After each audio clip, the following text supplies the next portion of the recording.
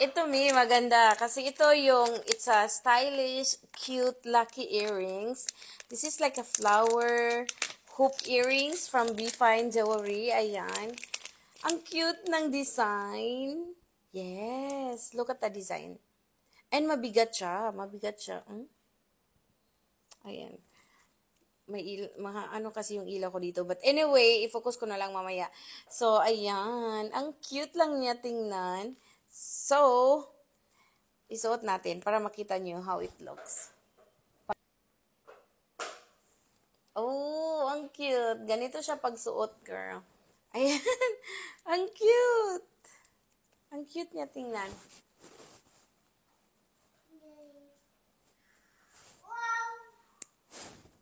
Oh, ang cute. Look at that.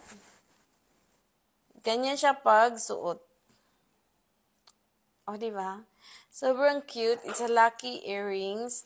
And again, this is a fashion jewelry. So, murang-mura lang. Ayan, ipapakita ko sa inyo pag naka-close up. Ang ganda. Medyo mabigat siya konti. May weight siya, may weight. Ang cute lang niya. Para yung mga Bangkok earrings, kagaya ng mga ganun. So, ayan. So, ipapakita ko sa inyo close up. So, pag close up, ayan. Again. So, pag close up, ganito siya tingnan. O, diba? Ang cute. Earrings siya na may pa-flower. May pa-stone. Ayan. So, pag ganyan siya tingnan.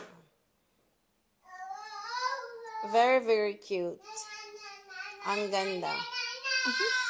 Princess. So, ang ganda niya. And, i-share ko na lang yung link kung saan nyo to mabibili. Kasi sobrang ganda. You should get yours.